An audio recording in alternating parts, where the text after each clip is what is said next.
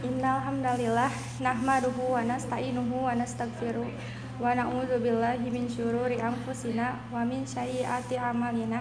Man yahdihillahu fala mudhillalah wa man yudhlilhu fala hadiyalah.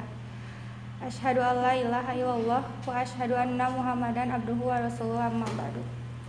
Faqala Allah ta'ala fil Qur'anil Karim, a'udzubillahi minasyaitonir rajim. Wa qada rabbuka alla ta'budu illa iyyahu wa bil walidaini ihsana. Imma yablughanna indakal kibara ahaduhuma aw kilahuma fala taqul lahumā uffin wala tanharhuma wa qul lahumā qawlan karīmā. Puji serta syukur kita panjatkan kehadirat Allah Subhanahu wa Ta'ala yang telah memberikan kita kenikmatan iman dan Islam. Tak lupa juga kenikmatan yaitu nikmat sehat, yang alhamdulillah kita bisa berkumpul di dalam acara ini yaitu Halaqah Remaja. Dan di sini saya diamanahkan untuk menyampaikan materi yang bertemakan menggapai surga dengan berbakti kepada orang tua. Sudah seharusnya kita sebagai anak harus berbakti kepada orang tua ya, ibu yang sudah melahirkan kita, ayah yang sudah menafkahi kita sampai kita bisa sekolah setinggi mungkin. Nah, di sini saya akan menceritakan tentang kisah Uwais Al-Qarni. Mungkin para hadirin sudah tahu ya. Nah, sekarang saya akan mengulangi cerita itu. Uwais Al-Qarni itu adalah seorang pemuda yang tidak terkenal di bumi dan akan tetapi terkenal di langit. Kenapa bisa seperti itu? Nah, Uwais Al-Qarni ini seorang pemuda yang sangat soleh dan sangat memuliakan ibunya, serta dia hanya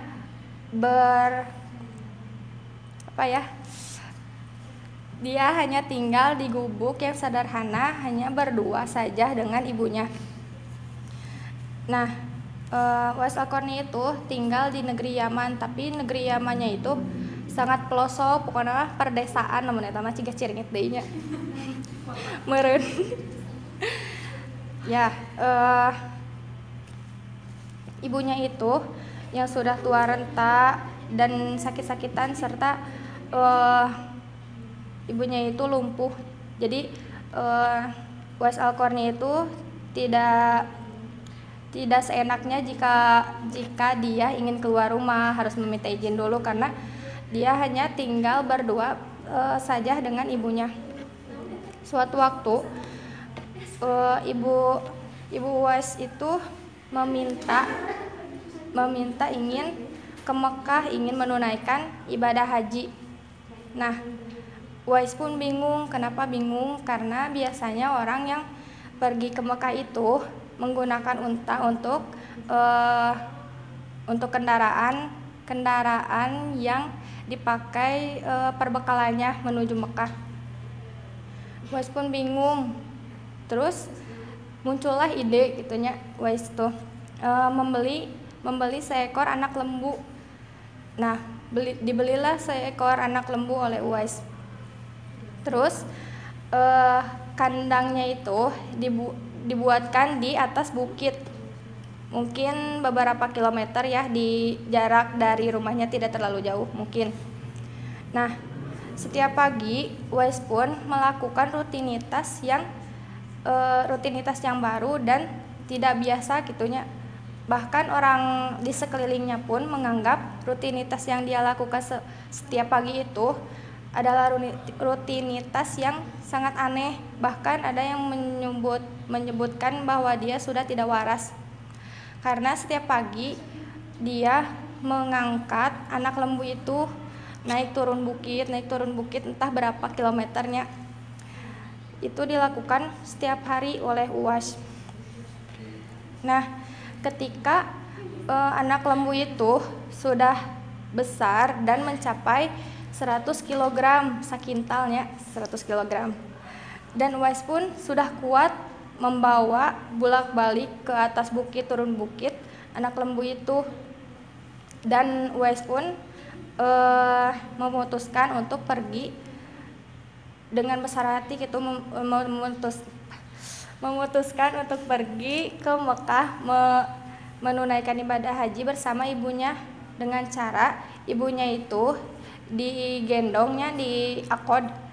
Sedangkan perjalanan Yaman ke Mekah itu lumayan jauh dan melewati padang pasir yang sangat panas gitunya, menterang-mentering komo kepanasan karunya we.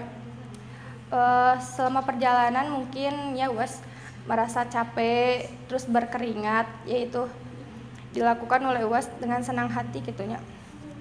Ketika sesampainya di Mekah, nah Uwais pun terus menggendong ibunya ketika wukuf di Arafah, terus tawaf mengelilingi Ka'bah. Nah ketika di Ka'bah, Uwais pun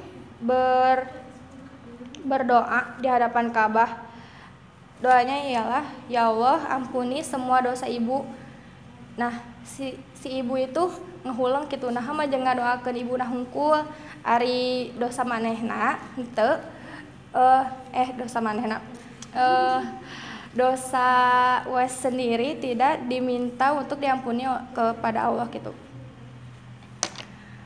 Dan ibu pun heran dan bertanya, bagaimana dengan dosamu? Dan Uwais pun menjawab, dengan terampuninya dosa ibu, maka ibu akan masuk surga. Nah tidinya kan pasti keadaan hati dan perasaan seorang ibu ketika anaknya mengatakan seperti itu, meren nanti senang terharu gitu, senang bahagianya. Jigah nama sampai ke nangis nya mamahna teh karena terharu karena kesolehan anaknya gitu. Nah itu salah satu kenapa Uwais terkenal di langit, karena kesolehan dan sangat memuliakan ibunya. Nah ada salah satu lagi cerita Uwais, yaitu ketika dia ingin bertemu dengan Rasulullah SAW. Uwais pun ragu untuk meminta izin kepada ibunya. Da sieun teu diizinannya ku mamahna teh. Dengan yakin Uwais teh minta izin kepada ibunya bahwa dia ingin bertemu Rasulullah ke Madinah. Dan ibunya pun mengizinkan gitu. Dan Uwais pun sangat senang. Tapi ibunya itu berpesan jangan lama-lama meninggalkan ibunya karena ibunya sendirian di rumahnya gitu. Nah Uwais pun sangat senang dan menitipkan ibunya kepada salah satu tetangganya untuk menjaga ibunya selama Uwais pergi ke Madinah. Nah Uwais pun bergegas pergi dari Yaman menuju Madinah untuk menemui Rasulullah. Ketika sesampainya di Madinah, Uwais hanya bertemu dengan istri Rasul, yaitu Siti Aisyah radhiyallahu anha. Kata Aisyah, Rasul sedang pergi ke medan perang. Nah waktu itu Rasulullah sedang pergi ke medan perang. Nah dengan kecil hati, mungkin ada rasa kecewa meren. Tapi duka tah ari anak soleh mah nya meren yoswe meren kitunya. Wih we Uwais teh dengan kabar, bukan kabar baik gitunya eta mah. Wih we Uwais teh karena teringat pesan ibunya jangan kelama-lamaan.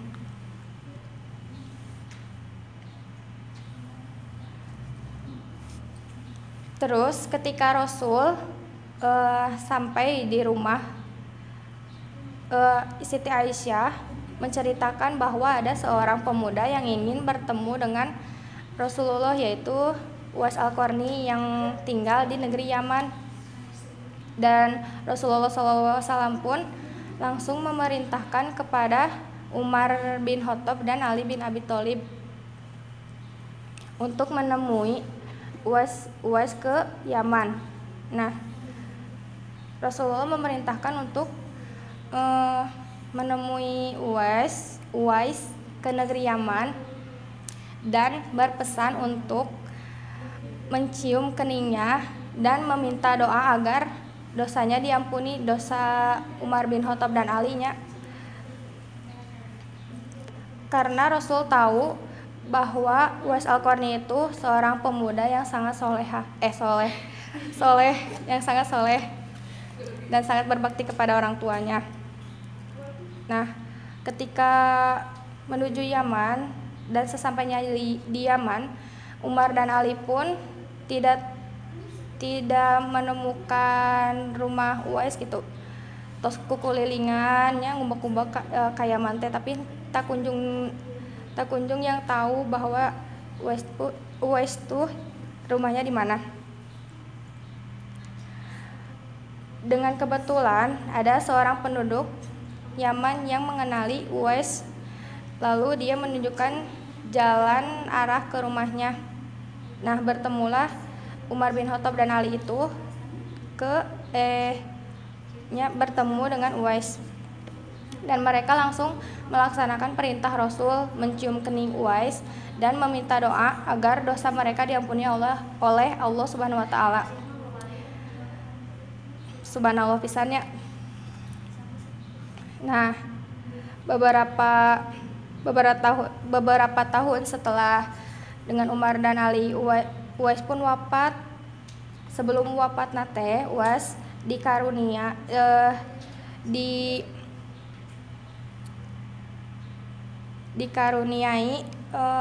penyakit yang belang-belang di sekujur tubuhnya.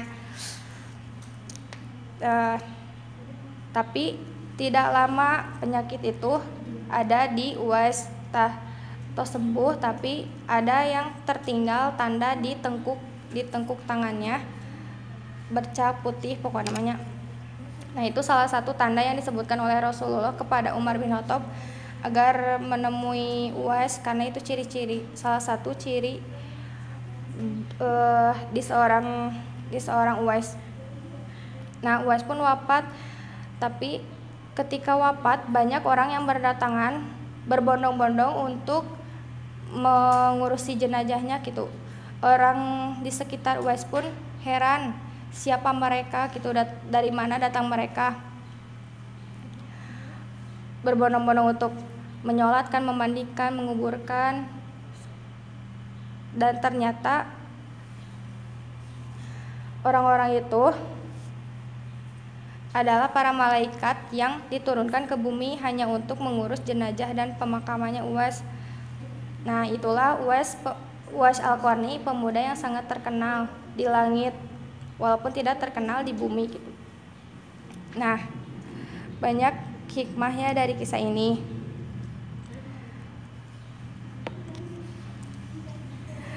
Nah, bagaimana gitu cara berbakti kepada orang tua? Nah, di sini ada 4. Apakah berbakti kepada orang tua itu harus memberi uang saja? Tentu tidak ya. Yang pertama, menjaga perasaan orang tua. Seperti arti dari ayat yang tadi saya bacakan di muqaddimah, yaitu dan Tuhanmu telah memerintahkan agar kamu jangan menyembah selain Dia, dan hendaklah berbuat baik kepada ibu bapak jika salah seorang di antara keduanya atau keduanya sampai berusia lanjut dalam pemeliharaanmu, maka sekali-kali janganlah engkau mengatakan kepada keduanya perkataan dan janganlah engkau membentak keduanya, dan ucapkanlah kepada mereka perkataan yang baik. Nah, cara berbakti kepada orang tua yang kesatu adalah menjaga perasaan orang tua, terutama ibu ketika dibentak atau dibentak pun dia bisa nangis, tapi nangisnya tidak di hadapan kita semua, tapi sakitnya mungkin ada ya. Nah, kita harus menjaga perasaan itu, terutama kepada seorang ibu. Yang kedua, menghormati orang tua. Nah, itu kewajiban. Sangat wajib bagi kita sebagai anak menghormati orang tua yang lebih tua dari kita. Yang ketiga, senantiasa taat kepada orang tua. Nah, selama perintah orang tua itu dalam kebaikan, kita lakukan saja apa yang mereka perintahkan gitu. Tapi kadang ya manusiawi, ketika kita misalkan kita itu banyak masalah di sekolah ataupun di mana saja, kan orang tua ketika menyuruh kita tidak tahu keadaan kita seperti apa ya. Yang tahu mereka ya kita sedang baik-baik saja gitu. Nah, tanpa sengaja gitu kita menyakiti perasaan orang tua dengan kita menolak perintahnya, atau ketika disuruh ke warung, misalkan Mister Uyah suruh mamah teh cenahnya, kita teh jo kala tuh mah jo ngabentak tah sakitu teh raheut we pokona mah. Karena apa saya berbicara seperti ini? Karena sama-sama perempuan gitu. Perempuan kan mendahulukan perasaan, pasti seorang ibu pun sama gitu. Komo eta mah anak ka mamah, badai ka mama, badai ka bapak, ulah pokok namanya. Nah, yang keempat, mendoakan orang tua. Itu sangat wajib kita semasa kecil ketika dinia, malah di TK pun sudah diajarkan tentang doa kepada orang tua ya. Yang Allahumma gfirli wali walidayya warhamhuma kama rabbayani shogiro. Ya Allah, ampunilah aku dan kedua orang tuaku sebagaimana mereka mengasihiku di waktu kecil. Nah, itu teh doa yang wajib kita panjatkan gitu ke Allah untuk orang tua. Yang sangat penting itu kan ilmu, amal soleh, berbuat baik kepada orang tua. Yang berilmu pasti sama berbuat baik kepada orang tua. Anu soleh pasti berbuat baik kepada orang tua gitu. Nah, bisa jadi ketika kita melakukan perbuatan baik ya, ketika disuruh ataupun ketika kita berdialog dengan ibu, dengan ayah, terus ayah gitunya misalnya teh orang lain yang lewat hanya lewat tapi melihat perbuatan baik kita gitunya kepada orang tuana, terus dinu hatena teh jol terenyuh gitu. Alah itu mah anak teh meni soleh ka mamah bapana gitu. Tah si budak eta teh asana teh tukang sosorongotnya ka mamah bapana teh. Jadinya langsung tobat dan memperbaiki perbuatannya insyaallah-nya. Nah, kan seperti hadis Muslim yang artinya siapa yang menunjukkan pada satu kebaikan kemudian diamalkan oleh orang lain, maka petunjuk ini mendapatkan pahala serupa dengan yang mengamalkan tanpa dikurangi sedikit pun. Nah, ketika kita berbuat baik kepada ibu bapak maupun ibu bapak atau orang lain, terus ada yang mencontohnya melakukan sama hal persis dengan apa yang kita perbuat, dia pun akan mendapat pahala. Sakitu wae anu tiasa didugikeun, hapunten pilih seueur kalepatannya seueur pisan. Semoga ieu jantan ilmu jariah kangge abi sareng kangge urang sadayana. Akhirul kalam, Robbana atina fid dunya hasanah wa fil akhirati hasanah wa qina adzabannar. Assalamualaikum warahmatullahi wabarakatuh.